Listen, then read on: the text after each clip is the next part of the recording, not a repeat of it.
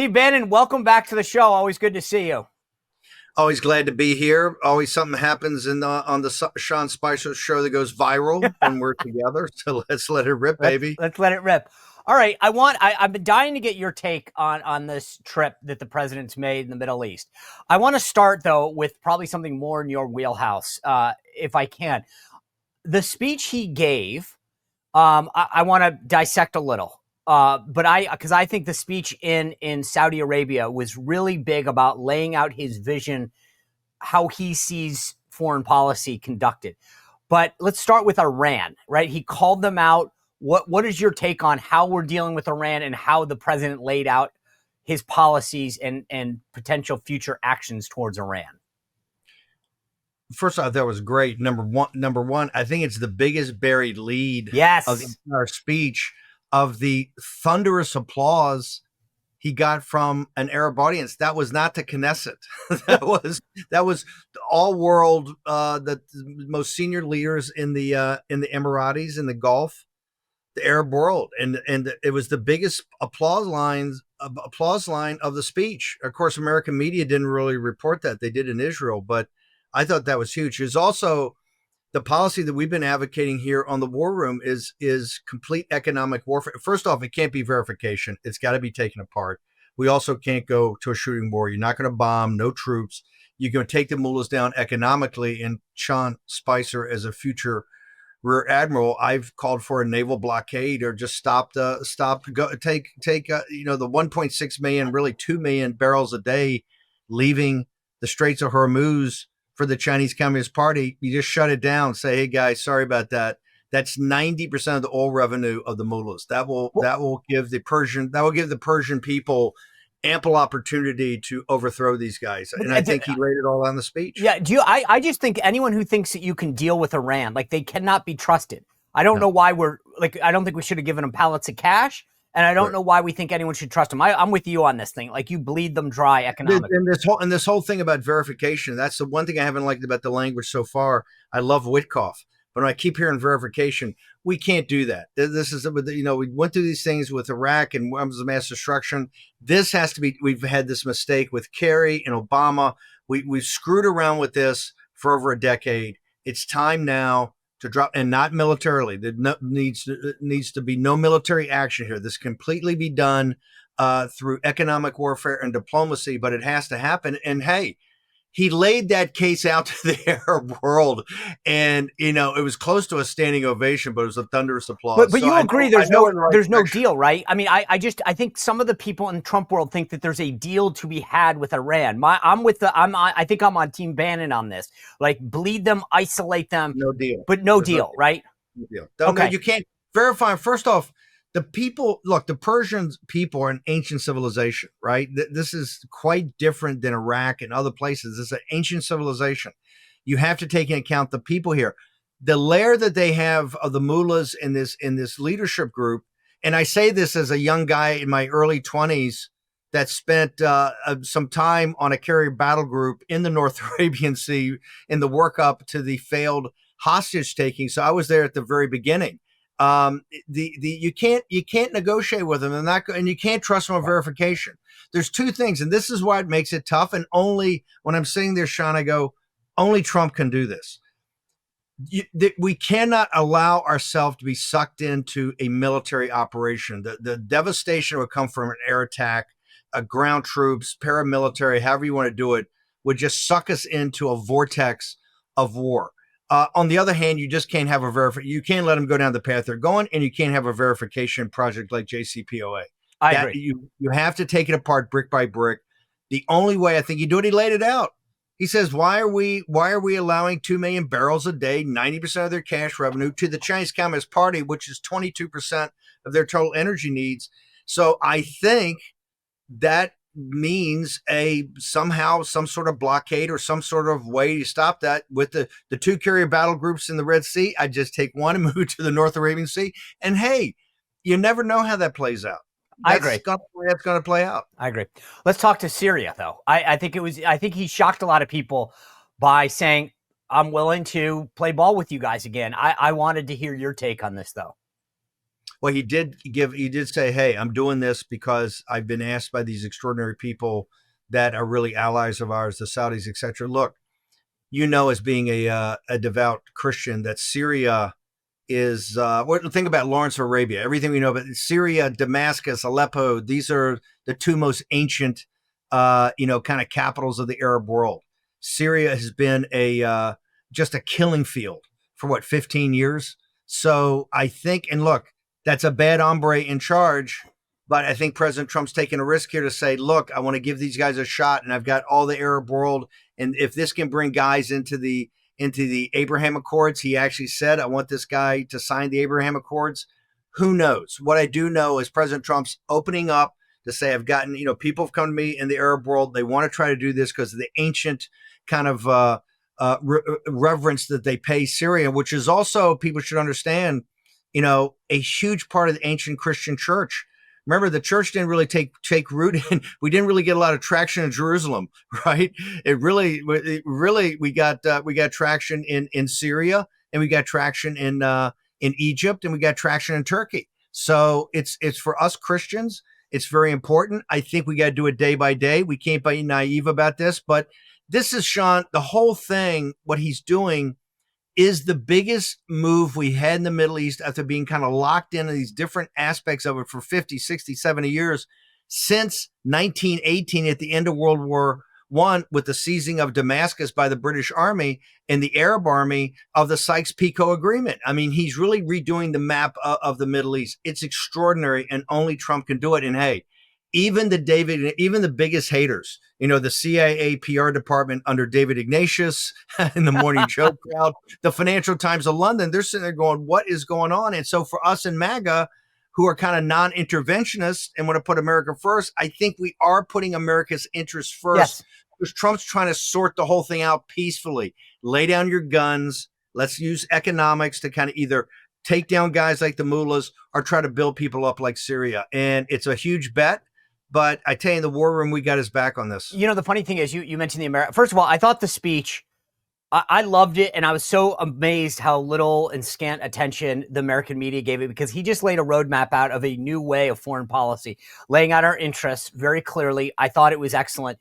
I actually, though, as you spoke, I was thinking about a comment that was made the other day by some numbnut in the media.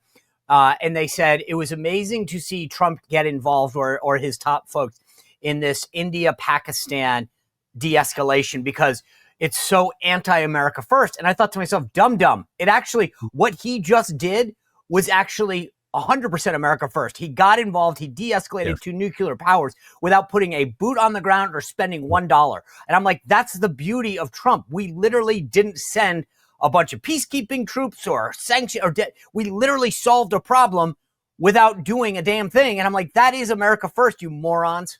Look at the arc of instability, all the way from Ukraine, all the way across through Turkey, the Black Sea, Caspian Sea, Greece, all the way through Syria, the Middle East, Israel, down to Persia, Iraq, all the way to the Red Sea, North Arabian Sea, Pakistan, Afghanistan. That arc of instability, people have to understand, it's a tinderbox. Yeah. You've already had 1.5 million casualties. It's bloodier than the first 2 years of the World War. From 1939, the invasion of Poland, to Operation Barbarossa, when the Wehrmacht went into Russia in June of 1941.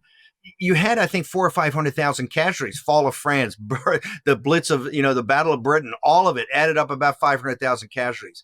We've had 1.5 million, almost 2 million in all those different aspects of the world. This is the kinetic part of the Third World War. He's trying to basically, and Axios had it today, there's 4 or 5 of these crises. He's trying to lay hands on it. Yep. And that's America first, not getting sucked back into the Eurasian landmass and military engagements. This is what I voted for. I think this is what the American people voted for. So it's pretty extraordinary. One last thing, Sean, because you remember the 17 trip, which you were so central in putting together and managed the messaging. If you look back at that, that is what's happening here on a smaller scale. We were trying to accomplish the same thing, Riyadh, Jerusalem, and Rome, to send a message. His speech there with that entire Arab community, I thought was one of the most powerful speeches President Trump ever gave. And of course, the mainstream media, no, Russiagate didn't want to talk about it. I said, hey, here he's actually laying out, but it was at this scale. Now, after 4 years and after the 4 years of serving, but then 4 years of reflection, and now here he's at this scale. And you saw today, it blew me away as far as scale go. And the speech was at a different scale. Yep. And this shows you the corruption and really the incompetence of the mainstream media not to be all over it. It was historic. He's laying out a vision of the Middle East that is more powerful than happened at the peace conference that ended World War I and the Sykes-Picot Agreement and everything like that. People should stand by. But hey, this is America. I'm the hardest core non-interventionist since I served in the North Arabian Sea on a destroying carrier battle group. My daughter Mo served in Iraq with the 101st after West Point. We've got skin in the game, Yep. and 1,000% we voted for this for Trump. I know. Well, I think I used to think it was bias. But I start to think that they're just stupid. Most of the folks in the media. That's why they didn't get it. But No. Here's all they're focused on. They're focused on the freaking jet. Well, I'll get to that. So we monitor MSNBC. All right. So wait. Hold on. Since you brought it up, what do you like? Answer the question. Should he take the big plane or not? Like what do you? I'm totally indifferent. I haven't read that headline. I'm focused on real stuff. I assume that they're going to tell him, Mr. President's going to take his 5 years to take it apart and check it out. So I don't waste my time on what the mainstream media does. And I see literally 80% of the coverage here on CNN. Well, look, Caitlin Collins the other day had a congressman on, I think, and she was lighting him up with like 9 questions. No, it's Rich McCormick. Rich McCormick. He finally says, "Hey, lady, haven't I answered this?" Right. And she just back to the same routine. It's 80% of the coverage. And the media guys come to me. I said, I don't have time for this nonsense. Right. The guy's redoing peace in the Middle East. And here's what's so brilliant about this trip. He didn't put geopolitics and national security at the forefront. What he put at the forefront was economic development. And most powerfully, each nation's going to develop in its own way of the way the nation has developed. So powerful. And they're sitting here talking about some jet. But here's what I love about Trump. This is why he's the king of the trolls. He comes back and says, Air Force One looks so small on the runway next to the air jets. And then they're in total meltdown again. So I love it. I said that. I agree. I did say I think it's a troll. I think although I do get pissed off because I feel like he's getting so much done. I mean, you think about the investment that's getting made. Amazing. In America, the foreign direct investment, et cetera. And I'm like, dude, if we weren't talking about a plane, they almost kind of would have to cover it. But I do want to pivot to the other stuff there's one last thing real quickly is that, look, this is fraught with risk. As you know, we went over there, Sean, the first time was the whole heart of it was to get an agreement among the parties in the United States with stop tariff financing. As you remember, Qatar in the meeting wouldn't sign the MOU, made a big deal. Saudi Arabia and MBZ at UAE really encircled them about 30 days later. That almost led to a Gulf War. President Trump had to intervene and calm things down.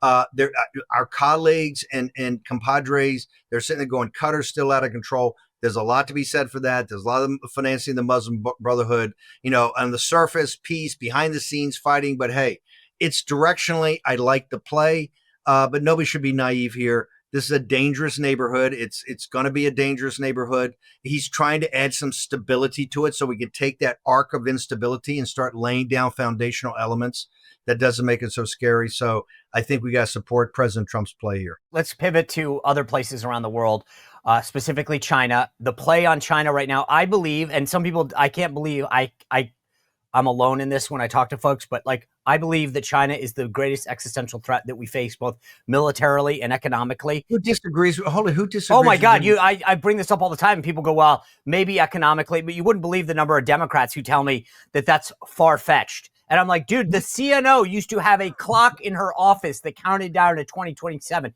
She knew a lot about what was going on, the threats. But my point, let's. I know you and I are on the same page on this, but how I'm concerned about how we're handling China. And I don't mean concerned like in terms of Trump, but I actually think we need to ratchet it up.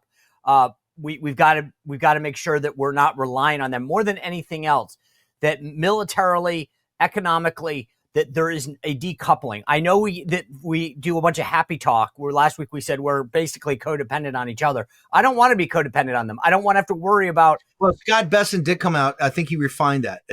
In Geneva, the initial thing at 3:00 in the morning was, I don't think refined enough. He came back later when he did the interviews on CNBC and Squawk Box and Morning Joe and said strategic decoupling. Just let's go back in history.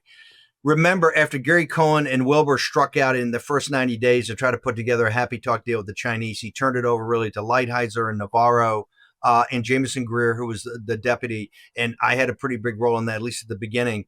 And Lighthizer took 2 years and came out with that deal in May of 2019 that solved the original 7 sins and really coupled the two economies. It was the Chinese Communist Party that ripped it up and kind of spit in Trump's face. Then a couple of months later, the pandemic starts. We signed a skinny deal. Remember the cyber deal in 15, the Hong Kong situation in 19, the Lighthizer deal, the skinny deal. They've never lived up to any deal on any aspect of the deal. These guys are playing the long game. They're engaged in economic war with us. Any of your Democratic friends are just not seeing reality. Oh, they're not friends. They're the existential threat, not just for the United States. Look at all the nations of Japan, South Korea, Philippines, around the South China Sea with Vietnam and India that are the guys stacked up like over LaGuardia trying to get a deal done with Besant to be part of our consortium, essentially, and be off of the Chinese Communist Party. People know that these people are, it's a group of thugs and gangsters. That's who's running the mullahs that's who's financing the mullahs in Tehran. These are the guys that are leading the BRICS nations. On July 6th in Rio, the BRICS are getting together and they're going to try to, it's very hard for them. They're going to try any certain way to get off the US dollar as the prime reserve currency. They're making baby steps, but that's all the CCP as the ringleader. People should understand with everything President Trump, and you, Sean, you took the brunt of this on the Russiagate thing. We had an opportunity to have a rapprochement with Russia in the first term, and the established order in D.C., both Republican and Democrat, shut it down. Yep. If you look at Xi and the memorial of the 80th anniversary of Victory in Europe Day, from the Russians' perspective, those 3 days, Xi's there. Xi and Putin look like two teenagers on their first date. They're holding hands and giggling up there watching the parade. Folks got to understand this is dead serious, and these people are bad hombres. Well, if you enjoyed this content, make sure to like this video, subscribe, and click the notification bell to get more.